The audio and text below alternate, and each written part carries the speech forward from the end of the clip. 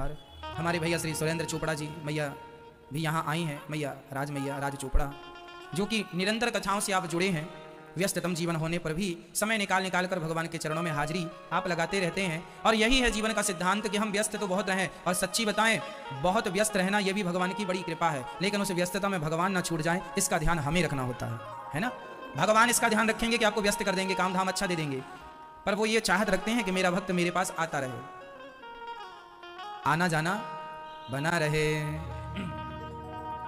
नजदीक रहेंगे दोनों तो आना जाना होगा, फिर कान्हा हम दोनों का बस एक ठिकाना होगा। तेरी सेवा करने से मुक्ति भी मिल जाए, जब खिड़की खोलूं तो तेरा दर्शन हो जाए। तो भगवान की कथाओं से जुड़ी रहोगे तो आना जाना बना रहेगा। इसलिए भगवान आपको बड़े व्यस्त रखें, पर फिर भी समय निकालकर भगवान के चरणों की हाजिरी तो जरूरी है। जैसा कि भैया चोपड़ा जी हमेशा व्यस्तता में भी समय निकाल कर आते हैं, और सदा यही भाव बिहारी जी आपका बनाए रखें, यही प्रार्थना है। मैया जी बड़ी व्यस्त होने पर भी फिर भी इस उम्र में भी बड़े आनंद से भगवान के श्री चरणों में समर्पण बना है। ये संस्कार हैं जो हमें बचपन से मिल जाते हैं, जीवन में मिल जाते हैं, वो आखिरी तक बने रहते हैं। ये जीवन का सिद्धांत है, ये बना रहे, ये बहुत अच्छी बात है। कल हम लोगों ने सुना कि धुंधकारी जैसे महान पापी ने भागवत सुनी, उनकी सदगति हुई। इसलिए भागवत सदगति प्रदान करने वाला पावन ग्रंथ है। जिसकी अधोगति हो चुकी हो, जिसका मोक्ष ना हुआ हो, उनके लिए भागवत जी आप कराते हैं तो उनकी सदगति निश्चित होती है। इसलिए अभी पोथी पाठ 15 जनवरी से बैठेंगे। हर बेटे का धर्म है कि वो अपनी माँ को भागवत सुनवाए। अरे हमारे मरने के बाद हमें भागवत सुनवाए कोई, वो अच्छा है, पर हम जीते जी भी सुनते चले ना। कोई ना करवाया तुम्हारे मरने के बाद तो कम से कम उद्धार के लिए तो दूसरों का मुंह ना ताकना पड़े। उद्धार तो अपने बल से अपना किए जाओ, अपने पुण्य अपने हाथ से किए जाओ। मरने के बाद जो बच्चे करेंगे वो अच्छा ही करेंगे। तो आप सभी अपने जीते जी भी भागवत श्रवण कर लेना, मरने के बाद जो होगा वो होगा ही होगा। तो माँ बाप जीवित हैं, उनको भी भागवत जी सुनानी चाहिए। जन्माद्यस्य यतोऽन्वयादितरतश्चार्थे सुभिज्ञः स्वराट्, तेने ब्रह्म हृदयादि कवये मुह्यन्ति यत्सूरयः। तेजो वारिमृदां यथा विनिमयो यत्र त्रिसर्गो मृषा, धाम्ना स्वेन सदा निरस्तकुहकं सत्यं परं धीमहि। धर्मः प्रोजितकैतवोऽत्र परमो निर्मत्सराणां सतां, वेद्यं वास्तवमत्र वस्तु शिवदं तापत्रयोन्मूलनम्। श्रीमद्भागवते महामुनिकृते किं वा परैरीश्वरः, सद्यो हृद्यवरोध्यते त्रिकृतिभिः शुश्रूषुभिस्तक्षणात्। निगमकल्पतरुर्गलितं फलं शुकमुखादमृतद्रवसंयुतं, पिबत भागवतं रसमालयं मुहुरहो रसिका भुवि भावुकाः। जन्माद्यस्य जन्म आदि यस्य जन्माद्यस्य, जिस परमात्मा के द्वारा हमारा जन्म होता है वो परमात्मा जो सर्वशक्तिमान है, जो हम सभी के कल्याण के लिए इस धरती पर कभी राम कभी कृष्ण बनकर के अवतरित होते हैं, ऐसे परमात्मा को हम नमस्कार करते हैं, जो जन्म देने वाले, पालन करने वाले और संहार करने वाले। ब्रह्मा विष्णु और महेश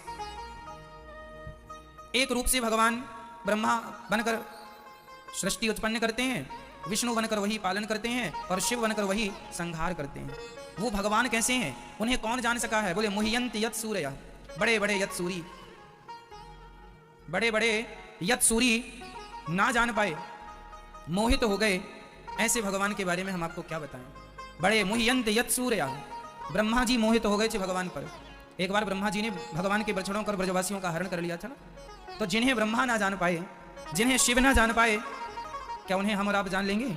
इसलिए उन पर तो बड़े बड़े यत् सूरी भी मोहित हो जाते हैं। इंद्र तो मोहित हो ही गए कई बार, शिव जी मोहित हो जाते हैं। जिनका कोई पार ना पा सके वो भगवान है। इसलिए उन्हें परमात्मा कहो, ब्रह्म कहो, जगदीश्वर कहो, निराकार कहो, साकार कहो, राम कहो, कृष्ण कहो, सब एक ही बातें। कई लोग ना अर्थ का अनर्थ कर लेते हैं। कई लोग कहते हैं ब्रह्म अलग है, परमात्मा अलग है, ईश्वर अलग है। माना कि शब्दों की व्याख्याएं हल्की फुल्की अलग अलग हो सकती हैं, पर तत्व एक ही है, मूल में वो एक ही है ना। जो सबके अंदर आत्मा के रूप में विद्यमान है, वही परमात्मा, जो परम आत्मा है उसे परमात्मा कह देते हैं, जो निराकार है उसे ब्रह्म कह देते हैं, जो सगुण साकार है उसे भगवान कहते हैं। जैसे राम जी, कृष्ण जी, है ना, इन्हें भगवान कहते हैं। क्यों? क्योंकि ये साकार रूप में है। अब आप कहेंगे महाराज जी हम साकार की पूजा करें कि निराकार की? रामचरितमानस में लिखा है सगुण ही अगुण ही नहीं कछु भेदा। रामचरितमानस में विभीषण की शरणागति में एक सिद्धांत स्वयं राम जी देते हैं, वो सुन लो। सगुण उपासक परहित निरत नीति दृढ़ नैम, ते नर प्राण समान मम जिनके द्विज पर प्रेम। सगुण उपासक परहित निरत नीति दृढ़ नैम, ते नर प्राण समान मम जिनके द्विज पर प्रेम। भगवान किसे पसंद करते हैं? सगुण उपासक। ध्रुव जी महाराज जब तपस्या करने गए, उस समय भगवान नारद जी ने ध्रुव जी से कहा था कि तुम भगवान का एक रूप बना लो, तो उन्होंने बालू की प्रतिमा बनाई थी श्री ध्रुव जी महाराज ने।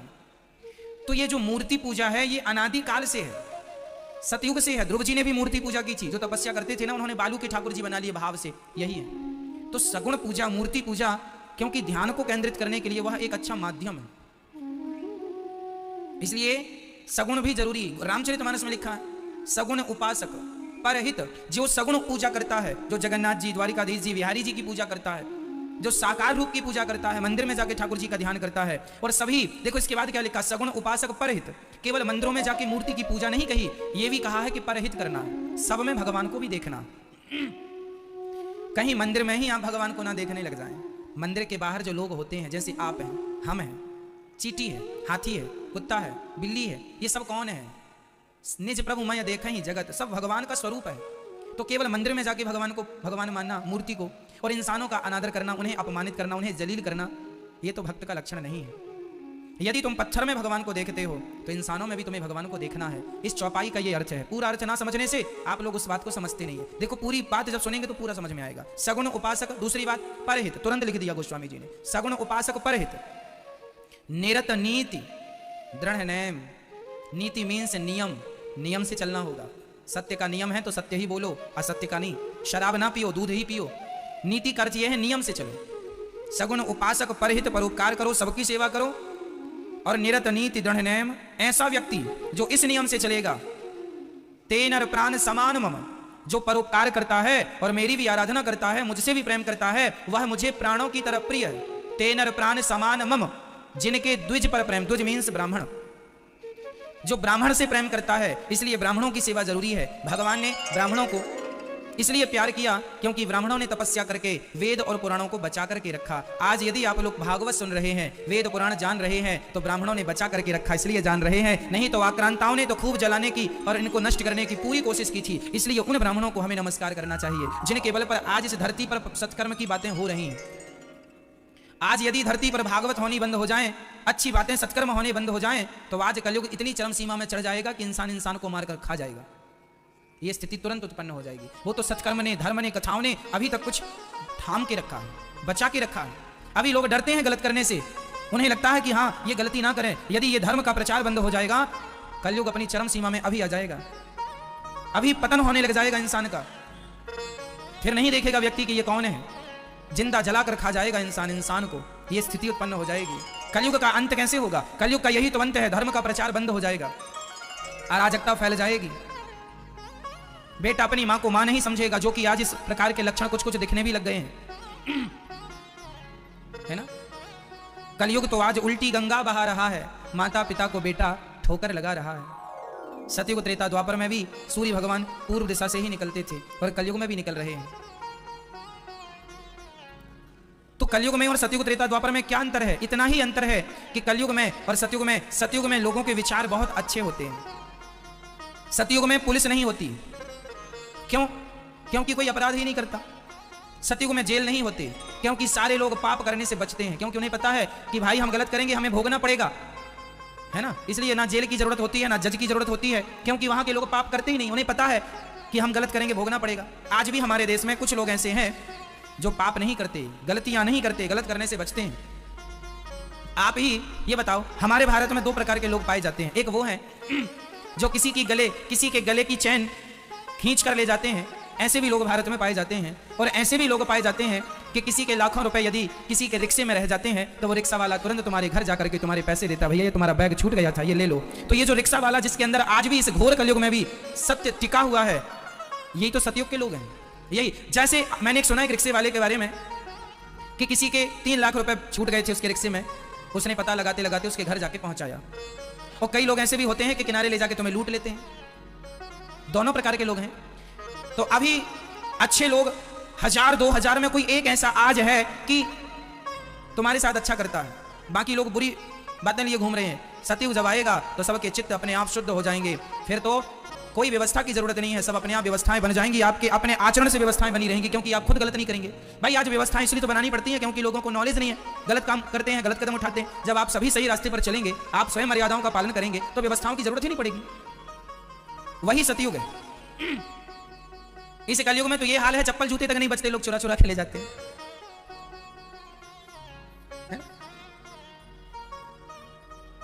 क्या बताएं?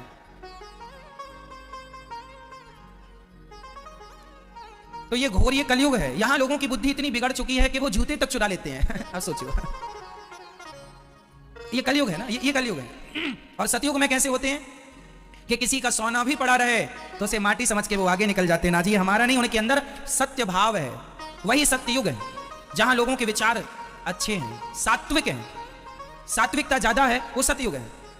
और जहां चोर उचक्के ज्यादा हैं, वो कलयुग है ना। कलयुग के बारे में तो लिखा है, जिसके हाथ में लाठी होगी भैंस वही ले जाएगा। रामचंद्र कह गए सिया से, ऐसा कलयुग आएगा।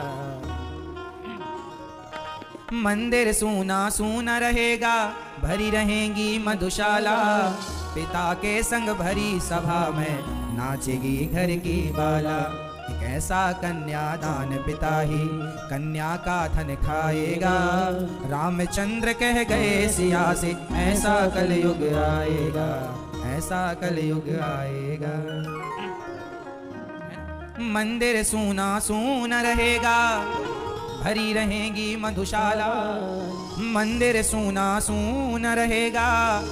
इस कलयुग में क्या होगा? मंदिर में कोई घंटा घंटी बजाने वाला, आजकल तो देखो ना इलेक्ट्रिक घंटे लगाने पड़ रहे हैं, क्योंकि कोई मंदिर में घंटा बजाने वाला भी नहीं बचा। सोच लो, ये कलयुग में ये दुर्दशा है कि आज मंदिरों में इलेक्ट्रिक घंटे लग रहे हैं, बटन दबा दो, टन टन टन टन चलता रहे। क्यों जी, क्या बताइए, ये कलयुग नहीं है? अब मंदिरों में जहां इलेक्ट्रिक घंटे चालू हो गए, यही कलयुग है। आज सोचो, मंदिरों में घंटे बजाने वाले लोग नहीं बचे, जबकि कहां जा रहे हैं लोग? मंदिर सूना सूना रहेगा, भरी रहेंगी मधुशाला। पिता के संग भरी सभा में नाचेगी घर की बाला। एक ऐसा कन्यादान पिता ही कन्या का धन खाएगा। ये कलयुग में बाप अपनी बेटी का धन खूब खाता, बेटी लाओ लाओ लाओ, तुम ही लाओ, तुम्हारी खा लेंगे हम। ये कलयुग है।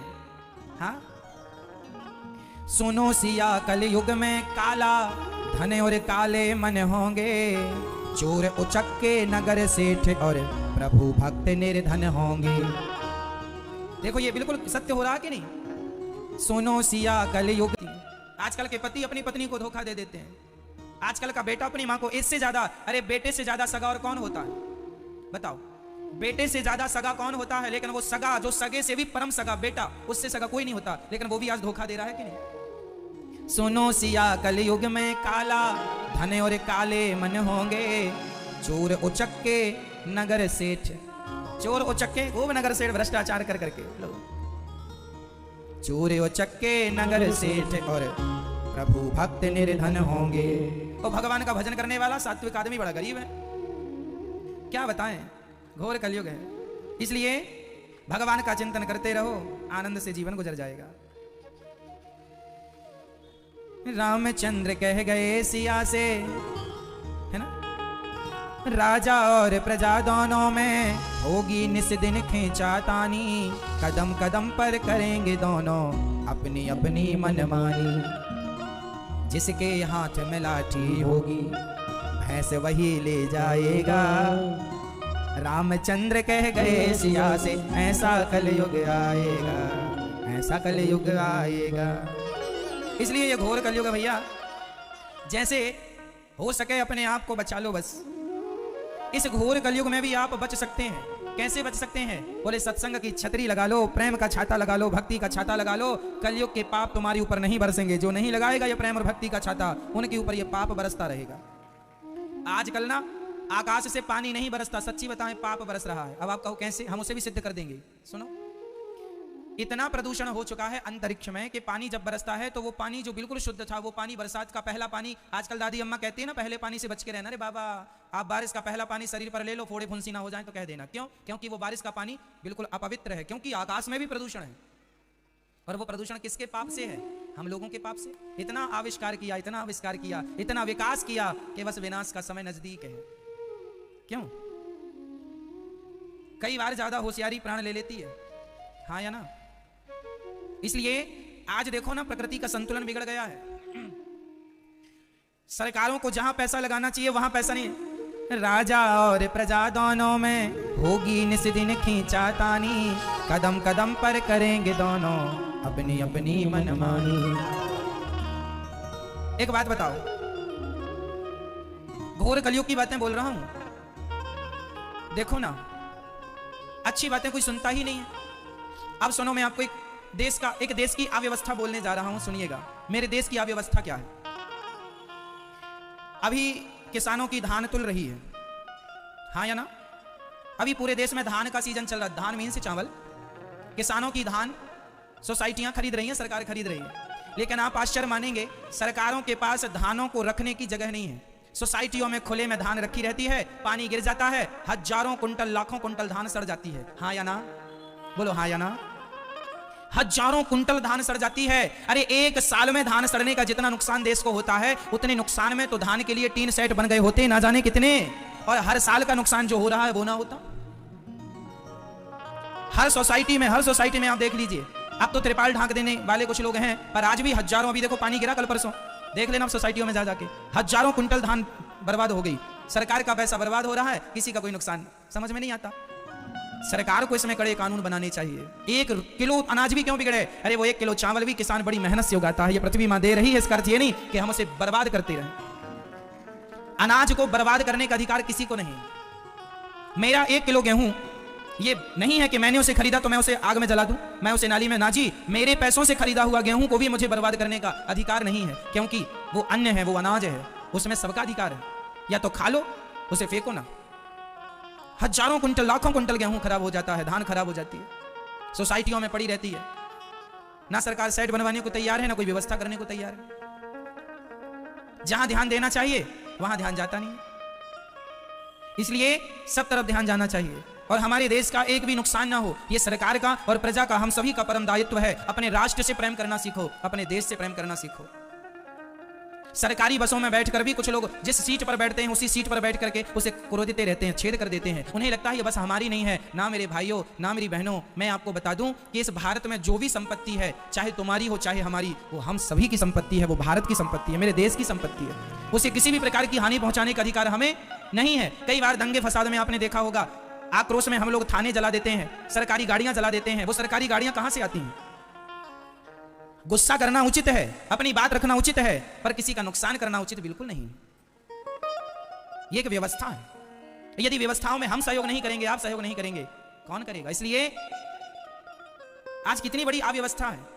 एक नदी में बहुत सारा पानी है तो एक नदी सूखी पड़ी है। सरकार को चाहिए कि बड़ी नदियों को छोटी नदियों से जोड़ दें, ताकि लाखों किसानों को वो पानी मिल जाए, उनकी फसल भी अच्छी हो, लाभान्वित हो, जल का स्तर ऊपर आए, जो कि आज वाटर लेवल नीचे चला गया।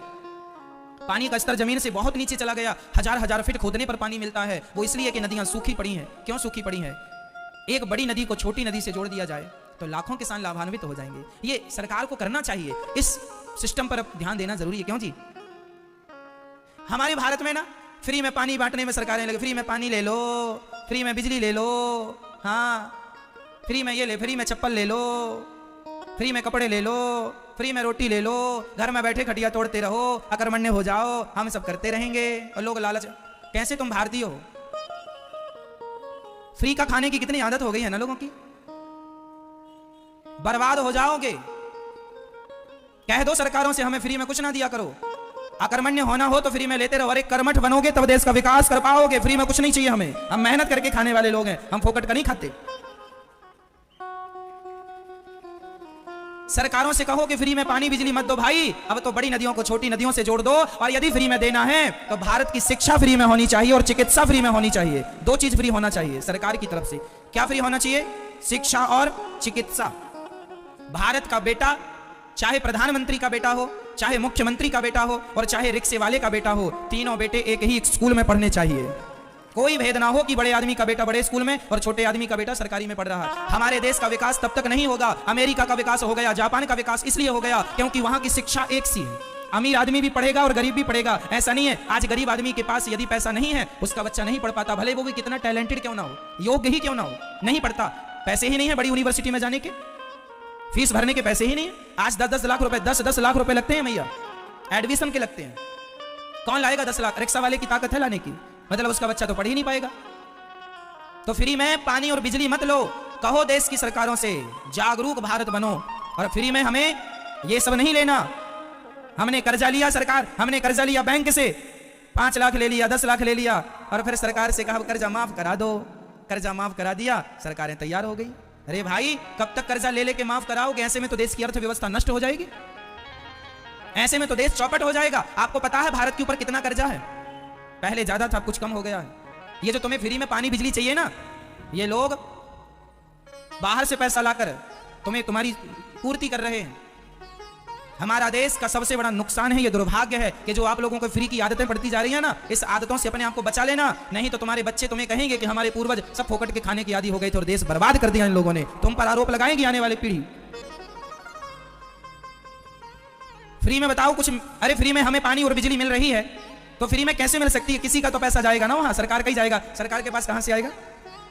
या तो सरकार तुमसे टैक्स लेके करे या तो फिर कर्जा लेके करे। इसलिए फ्री की फॉर्मूले, फ्री का लॉलीपॉप के चक्कर में ना आओ। और यदि फ्री में देना है तो सरकार 2 चीजें फ्री करनी चाहिए जो कि अमेरिका में, जापान में, सब जगह ऑलरेडी है। शिक्षा। बताइए एक देश एक शिक्षा होनी चाहिए कि नहीं? सबको पढ़ने का अधिकार है या नहीं? हाँ या ना? फिर इसलिए शिक्षा मुक्त होनी चाहिए, मुक्त शिक्षा। हमारा बच्चा देश के विधायक और सांसद का बेटा भी वहीं पढ़ रहा है जहां पर रिक्शे वाले का बेटा पढ़ रहा है। ये समानता है, यही तो समानता है। आज तो समानता कहीं दिखाई नहीं पड़ रही है। स्वास्थ्य, आज इलाज के अभाव में लाखों लोग भारत में मर जाते हैं, सही इलाज नहीं मिल पाता, पैसे नहीं है, कहां से कराएं? महंगे महंगे इंजेक्शन डॉक्टर लिखते हैं, 1-1 हजार का इंजेक्शन लिखता है। गरीब आदमी कहां लगवाएगा 1-1 हजार के इंजेक्शन? 10-10 हजार के इंजेक्शन लगाने की औकात है सामान्य आदमी की?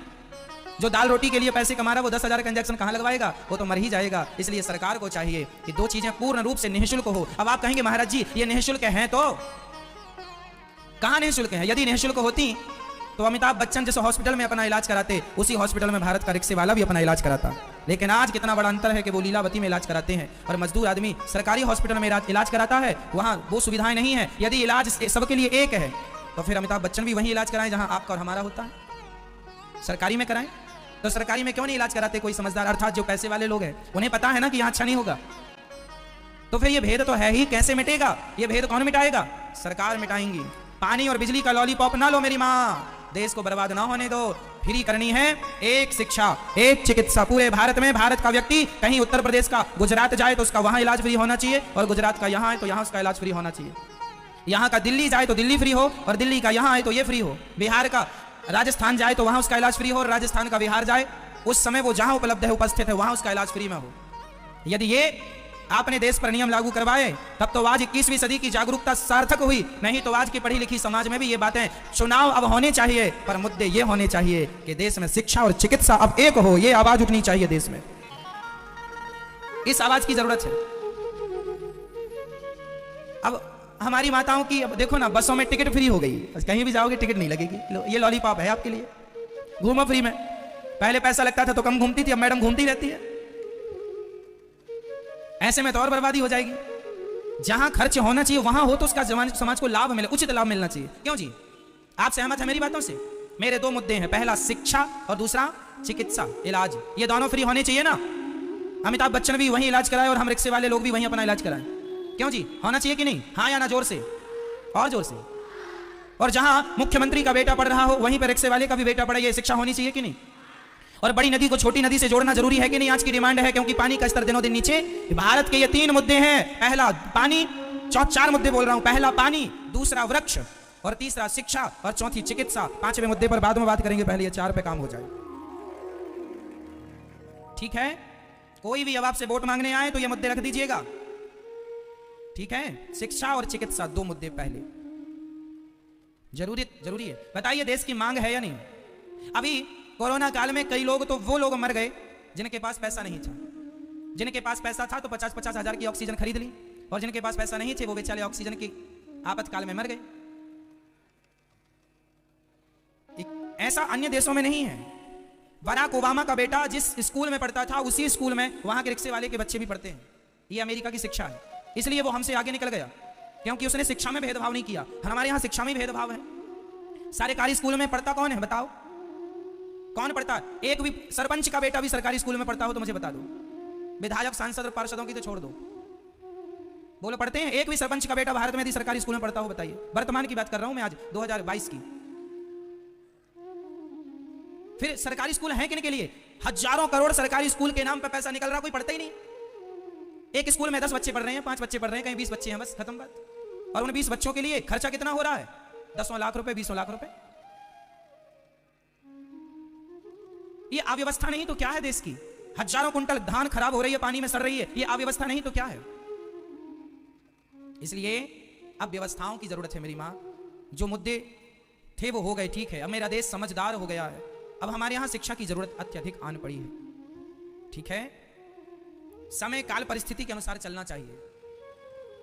अब इस चीज का समय, इसलिए हम आपको कह रहे हैं कि आप और हम अब ये मांग उठाएं, सरकार पूरी करेंगी। सरकार का काम है पूरा करना, हमारी मांग तो हो। आप मांग ही नहीं करेंगे, सरकार क्यों पूरा करेंगी? आप जागेंगे तब तो काम होगा। तो मनुष्य का धर्म है सेवा करना। मुह्यन्ति यत् सूर्यः, इस सब्जेक्ट पर चर्चा चल रही थी। भगवान तो अनादि हैं, अनंत हैं, उन्हें कोई नहीं जान सका। इसलिए सोई जाने जहि देहु जनाई, जिन्हें वो जनाना चाहें वो जान जाए। तुम उनका चिंतन करो, उनकी शरण में रहो, बात खत्म। भगवान का चिंतन करते रहो बस। मनुष्य का धर्म क्या है? क्या है मनुष्य का धर्म? हम मनुष्यों का धर्म है सत्य बोलना। सत्यम ब्रूयात प्रियम ब्रूयात। आज हमारा नुकसान क्यों होता है? हम लोग सत्य नहीं बोलते। जिन मुद्दों पर अभी थोड़ी देर पहले हमने अपने वक्तव्य दे दिए, ये बिल्कुल सत्य मुद्दे हैं, लेकिन इनमें बोलने से लोग डरते हैं, हिचकिचाते हैं। सत्य बोलने की हिम्मत नहीं है। पितामह भीष्म के अंदर सत्य बोलने की हिम्मत नहीं थी। यदि सत्य बोलने की हिम्मत होती तो द्रौपदी की लाज जरूर बचा लिए होते पितामह भीष्म, लेकिन नहीं। वो उस स्थिति को देखते रहे, लेकिन उस पर कोई एक्शन नहीं लिया। और जब आप सही वक्त पर सही एक्शन नहीं लेते तो द्रौपदी जैसी नारियों की लाज लुट जाती है। इसलिए सही वक्त पर सही निर्णय लेना सीखिए। हमारी क्षमता क्या है? पितामह भीष्म की क्षमता यह थी कि पितामह भीष्म चाहते तो एक बाण से सारे कौरवों को नष्ट कर देते, लेकिन इतना बल होने पर भी पितामह चुप्पी साधे बैठे। उनकी आंखों के सामने एक महिला की साड़ी उतर रही है और वो चुपचाप तमाशा देख रहे हैं। इसी का परिणाम जानते हो क्या हुआ?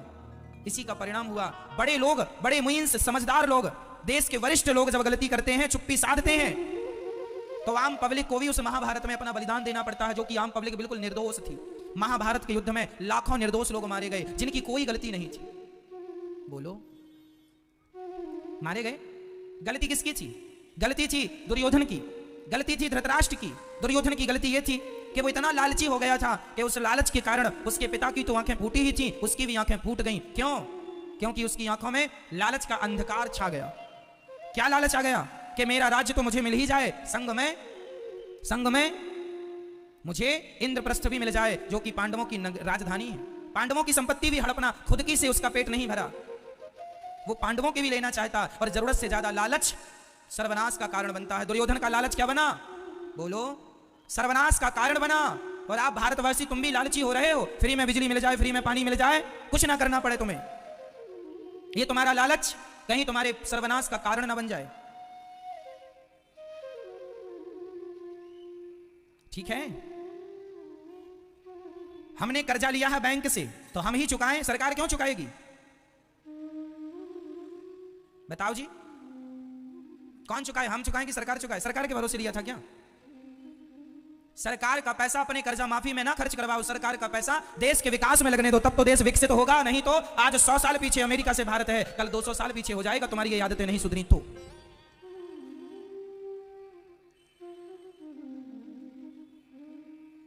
किसी को समझ ही नहीं क्या बताएं। अपनी दाल रोटी खाओ, ईमानदारी से अपने बल पर खाओ। अरे सहारों पर जिए तो क्या जिए इस जिंदगानी को, सहारा दूसरों को दो, अमर कर लो कहानी को। सहारा देना सीखिए, सहारों पर क्या। याद रखना, दूसरों के बल पर तो जनाजे उठाए जाते हैं, कंधों पर तो जनाजे चलते हैं। समझदार तो अपने ही पांव से चलता है। अपने पांव पर चलना सीखिए। सहारे तो जनाजे को दिए जाते हैं, मुर्दों को सहारों की जरूरत पड़ती है। तो तुम क्या मुर्दे हो? लेकिन आज का आदमी मुर्दा ही बना है,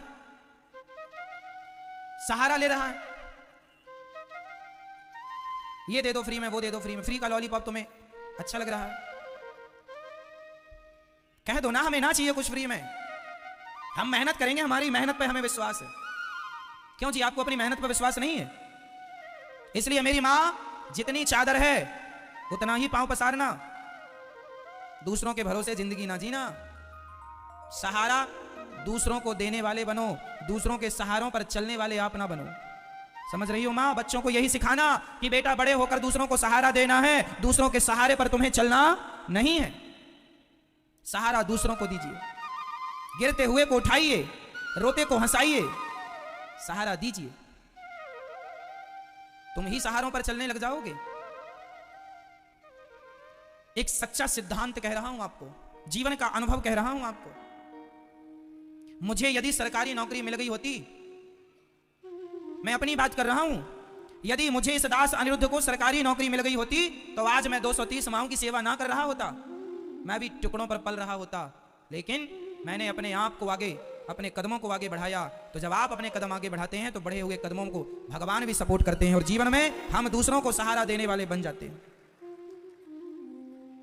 जीवन में असफल हो जाओ तो ये ना सोचना कि ईश्वर नाराज है, ये ना सोचना कि ईश्वर रूठ गए हैं, ये सोचना कि ईश्वर तुमसे कोई बहुत बड़ा काम कराना चाहते हैं जो सिर्फ तुम ही कर सकते हो। मैं यदि 50,000 की भी नौकरी कर रहा होता तो आज मैं किसी का नौकर ही होता, लेकिन विधाता ने मुझे किसी का नौकर नहीं बनने दिया। बिहारी जी ने मुझे अपने चरणों में बिठाया है। इसलिए कहता हूं, आप भी अपने बल पर चलना सीखिए, सहारों पर नहीं, टुकड़ों पर मत पलिए किसी के। मैं तो कहता हूं, बाप की रोटी भी ना खाइए। छोटे थे हम तो बाप की रोटी खाते थे, अब बड़े हो गए हैं, समझदार हो गए हैं, अपनी कमाई की रोटी अपने माँ बाप को खिलाओ। अब तो बाप की भी ना खाओ साहब। मैं तो इस सिद्धांत का आदमी हूं। सरकार के लॉलीपॉप तो तुम क्या कहोगे, हम तो बाप की ना खाएं। छोटे थे हम तो माँ की गोद में सोते थे, छोटे थे हम तो बाप की रोटी खाते थे, छोटे थे हम खाते थे। लेकिन अब बड़े हो गए हैं, समझदार हो गए हैं, माँ बाप ने हमें खिलाया है, तो क्या हमारा कर्तव्य नहीं कि हम उन्हें खिलाएं? आजकल के बच्चे, भारत में 40% बच्चे ऐसे हैं जो माँ बाप के टुकड़ों पर पल रहे हैं, बड़े हैं, बिल्कुल घोड़ा है, समझदार हैं, फिर भी कुछ नहीं करते क्योंकि बाप की संपत्ति तो है। ऐसे ही ये दुर्योधन था, ये भी बाप के टुकड़ों पर पल रहा है। वो केवल पल नहीं रहा है, बाप के बल पर ये दूसरों की हड़पना भी चाह रहा है, अधर्म से कैसे भी मिल जाए। कई लोग ये नहीं सोचते कि ये सही है कि गलत, ना जी, मिलना चाहिए, बस पाप से मिले, चोरी से मिले, कैसे भी गर्दन काटने से मिले, मिल जाए ना जी। रोटी तो खाना है, पर धर्म की रोटियां खाना है, ईमानदारी की कमाई की खाना है, बेईमानी की नहीं। मेहनत की खाना है, बेईमानी की नहीं। भारत के आगे ना बढ़ने के कारण क्या है? क्योंकि आज बेईमान लोग ज्यादा हो गए हैं, हर जगह भ्रष्टाचार हो गया है। लोगों को लगता है सरकार की तरफ से 50,000 रुपए महीने का मिल रहा है, लोगों से घूस ले लेके वो करोड़पति बनना चाहते हैं। उनको लगता है धन ही सब कुछ है। धन ही सब कुछ नहीं है मेरी मां। जिंदगी तो चींटी भी चला रही है, जिंदगी तो बंदर भी जी रहे हैं, हाँ या ना? क्या जिंदगी केवल तुम ही जी रहे हो? 84 लाख योनियां हैं। नन्ही सी चींटी तुम्हारे दिमाग से 1 लाख गुना छोटा दिमाग चींटी का होता है। हमारे दिमाग से 1 लाख गुना छोटा दिमाग किसका?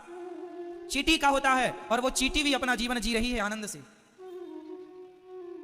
तो तुम्हारा उस चींटी से 1 लाख गुना ज्यादा दिमाग बड़ा है और तुम भाग रहे हो, परेशान हो, रो रहे हो।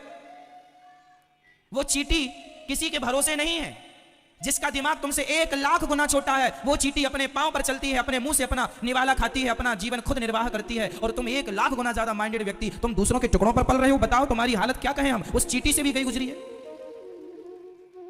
अपने आप को तुम सफल नहीं बना पा रहे हो, तुम अपने लिए रोटियां नहीं कमा पा रहे हो, रोना रो रहे हो, महाराज जी काम नहीं हो रहा, धंधा नहीं हो रहा। मेहनत करो, रो मत। असफलताएं सबको मिलती हैं। इस धरती में एक आदमी बताओ जो कभी असफल ना हुआ हो। लेकिन उन चुनौतियों को स्वीकार करना है और आगे बढ़ना है। ठीक है, भारत की तस्वीर और तकदीर यदि कोई बदल सकता है तो नेता नहीं बदल सकते। भारत की आम जनता 135 करोड़ लोग ही भारत की तस्वीर बदल सकते। आप बदल सकते हैं, और भारत तब बदलेगा जब आप पहले अपने आप को बदलेंगे। आप बदल दीजिए अपने आप को, आप अपनी आर्थिक स्थिति मजबूत करिए। भारत के 135 करोड़ लोग यदि संपन्न हो गए धन धान्य से, अपने आप मेरा देश धन धान्य से संपन्न हो जाएगा। और भारत की आम पब्लिक गरीब है तो देश को गरीब ही कहा जाएगा, हाँ या ना? इसलिए आप सभी भारत का भविष्य हैं। गलतियां ना कीजिएगा, आत्मनिर्भर बनिएगा, सेल्फ डिपेंड बनिएगा। यही भागवत का उपदेश है, गीता में लिखा है कर्मण्येवाधिकारस्ते मा फलेषु कदाचन। यह गीता की लाइन है, श्लोक है। जीवन में आप बहुत कुछ कर सकते हैं, इसलिए मनुष्य का धर्म है सत्य बोलना और सही मार्ग पर चलते रहना, चलते रहना, चलते रहना। जीवन जीना बड़ी बात नहीं है, सब जी रहे हैं। बंदर भी अपना जीवन निर्वाह कर रहा, पत्तियां खा खा कर जी रहा। मर तो कोई भूखा तो बंदर भी नहीं मर रहा है। और तुम्हें सबसे ज्यादा चिंता अपने पेट की होती है, भूखे ना मर जाएं, भूखे। अरे तुमसे ज्यादा निश्चिंत तो चींटी है, उसे तो चिंता नहीं है कि हम भूखे मर जाएंगे। उसे तो विश्वास है कि जिसने पेट दिया है वो रोटी भी देगा, उसके लिए वो परेशान नहीं होती। आप परेशान हैं क्योंकि आपको उस विधाता पर विश्वास नहीं है। कर्म करो, तुम्हारी बुद्धि का प्रयोग जहां करना है वहां करो। हर व्यक्ति बहुत बुद्धिमान होता है। आप लोगों के पास कितनी बुद्धि है बताओ? बोलो मेरी मां, आपके अंदर कितनी बुद्धि है? आप सभी उतने ही बुद्धिमान हैं जितने बुद्धिमान आर्यभट्ट थे। आप सभी उतने ही बुद्धिमान हैं जितने बुद्धिमान स्वामी विवेकानंद जी थे। आप सभी उतने ही बुद्धिमान हैं जितने बुद्धिमान आज नासा के वैज्ञानिक, नासा के बड़े बड़े साइंटिस्ट हैं। फर्क इतना है कि वो अपनी बुद्धि का प्रयोग करते हैं और आप लोग अपनी बुद्धि का प्रयोग ही नहीं करते। आप तो बस खाए पिए सो गए, आप सोचते ही नहीं। आपको तो क्रिकेट देखने से फुर्सत नहीं मिल रही है, आपको तो पिक्चर देखने जाना है हर संडे, आपको तो खाने से फुर्सत मिल रही हो, पिज्जा बर्गर पेलने से तो फिर कुछ सोचो भी। तुम अपने लिए तो अच्छा सोच लो, फिर देश के लिए अच्छा सोचना। आज भारत की विडंबना यही है, दुर्भाग्य यही है कि आज का आदमी अपने लिए भी अच्छा नहीं सोच रहा है। अब शराब पीने वाला शराब पी रहा है, इससे पूछो क्यों रे शराब पी रहा है, इससे तेरा क्या फायदा है? पूछो उससे, एक भी फायदा गिना दे तो बताना मुझे। वो बोलेगा मुझे कोई फायदा नहीं है शराब से। तो क्यों पी रहा है? बोले आदत हो गई है। लो, पता है उसे कि कोई फायदा नहीं है, पता है उसे कि जीवन बर्बाद हो रहा, फिर भी पिए जा रहा है। आदत हो गई, उस आदत का गुलाम हो गया। ये कौन लोग हैं? ये लोग देश का विकास कर लेंगे? अरे जो अपना भला ना कर पाए वो क्या दूसरों का, समाज का और देश का भला करेंगे? पहला अपने कर लो, अपना भला कर लो। इसलिए मेरे देशवासियों, पहले अपना भला करो, फिर तुम दूसरों का करना। अपना भला जरूरी है। शराब पीना, गांजा पीना, चरस पीना, अफीम पीना, सिगरेट पीना, इससे तुम्हारा भला नहीं है। यदि तुम नशा करते हो, जुआ, तंबाकू, सिगरेट, गांजा, बीड़ी, इसका मतलब आप समझदार व्यक्ति नहीं। आपको पता है कि सिगरेट पीने से कैंसर हो सकता है, फेफड़े खराब हो सकते हैं, फिर भी आप पी रहे हैं। आपको पता है कि शराब और गांजा नुकसान देता है, फिर भी पी रहे हैं। इसका मतलब आप इतने घटिया आदमी हैं कि आप अपना बचाव नहीं कर सकते, आप अपना भला नहीं कर सकते। औरों का आप क्या भला करेंगे? आप अपने बारे में अच्छा नहीं सोच रहे हैं, आप दूसरों के बारे में क्या अच्छा सोचेंगे? क्यों जी बताइए? आप अपने बारे में अच्छा सोच लीजिए पहले, फिर हमारे बारे में सोचिएगा। आपका अपना स्तर कहां है? इसलिए देश का विकास तब तक नहीं होगा मेरी मां, जब तक लोग अपने विकास की नहीं सोचेंगे। पहले अपने विकास करो, अपना विकास करो। देश का विकास तुमसे ही है, हाँ या ना? पूछो जरा शराबियों से, गंजेड़ियों से, जुआनियों से, तुम्हारा क्या भला है इसमें?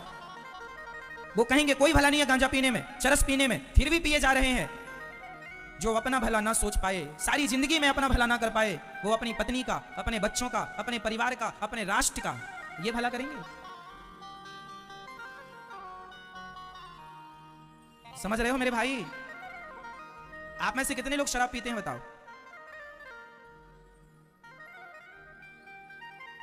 आप में से कितने लोग बीड़ी सिगरेट पीते हैं बताओ? आप में से कितने लोग गुटखा तंबाकू पाउच खाते हैं बताओ? खाते हैं ना? तो क्या इससे आपका भला है? फिर किसका भला है इससे? माता शत्रु पिता वैरी ये न बालो न पाठिता।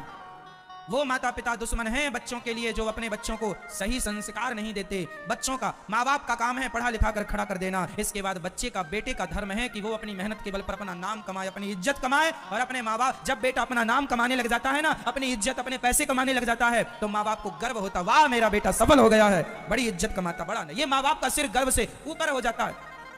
और वो माँ बाप तो रोते हैं जो सारी जिंदगी बेटा माँ बाप के टुकड़ों पर पलता है। कई बच्चे ऐसे हैं माँ बाप की जमीन बेच बेच के खा गए, सोना चांदी बेच बेच के खा गए, कमाया धमाया कुछ नहीं, जो बाप दादों का था वो भी बिगाड़ दिया। तो क्या ऐसे बच्चे बनना है तुम्हें? ये जीवन के सूत्र कह रहा हूं, जीवन जीने का। ये बातें तुम्हें वेद पुराणों में नहीं मिलेंगी जो हम कह रहे हैं। ये बातें तो जीवन के अनुभव से प्राप्त होती हैं, जीवन जीने से प्राप्त होती हैं। ये जीवन जीने का अनुभव है, ये अनुभव है। इसलिए इन बातों पर अमल कीजिएगा। मनुष्य का धर्म है सत्य बोलना। शास्त्र तो बहुत हैं, शास्त्रों का सार क्या है? 4 वेद 6 शास्त्र में बात मिली है दोए, दुख दीन है दुख होते है, सुख दीन है सुख होए। हमारे वेद पुराण हर धर्म का निरूपण करते हैं। यहां पर यह प्रश्न खड़ा है कि ईश्वर सगुण है या निर्गुण है। आज ही हमसे एक बहन कह रही थी कि महाराज जी हम तो भगवान नारायण के पूजा करते हैं और वो हमारे इष्ट हैं। वो कह रही थी कि हमारे इष्ट भगवान नारायण हैं, पर वो ये कह रही थी कि अब नारायण हमारे इष्ट हैं तो हम नारायण का नाम जपें कि राम जी का नाम जपें कि कृष्ण जी का नाम जपें? आप बताओ। अब देखो यहां कितना बड़ा संदेह भारत में ही है। अरे भाई मेरी मां, ये शास्त्रों के वचन हैं, शास्त्रों में ये बात बार बार लिखी गई है ताकि आपका संदेह भंग हो जाए। जो भगवान नारायण हैं वही भगवान श्रीमन नारायण भगवान त्रेता में राम बनकर आए, वही श्रीमन नारायण द्वापर में भगवान कृष्ण बनकर आए। तो राम और कृष्ण में कोई अंतर? बताइए राम और कृष्ण में बड़े कौन? बताइए राम और कृष्ण में बड़े कौन? कौन भैया आप बताओ कौन? भैया बहन आप बताओ, राम और कृष्ण में बड़े कौन? कौन? ये मैया कह रही है राम बड़े हैं, तो कृष्ण जी से कोई तुम्हारी दुश्मनी है? भारत में आज भी लोग इस बात पर डिबेट कर लेते हैं, वार्ता कर लेते हैं कि राम जी बड़े हैं कि कृष्ण जी बड़े हैं। कई लोग कहते हैं कृष्ण जी बड़े हैं, कई लोग कहते हैं राम जी बड़े हैं। अरे पागल, ना राम जी बड़े हैं ना कृष्ण जी बड़े हैं, ये दोनों एक ही हैं। ये तो दो ही नहीं है, दोनों ही एक हैं। कैसे? जैसे आप एक महिला हो, जब आपके पिता आपको देखते हैं तो आपको क्या कह के बुलाते हैं? बेटी। और जब आपके पति आपको देखते हैं तो क्या कह के बुलाते हैं? पत्नी। और जब आपका बेटा आपको देखता है तो क्या कह के बुलाता है?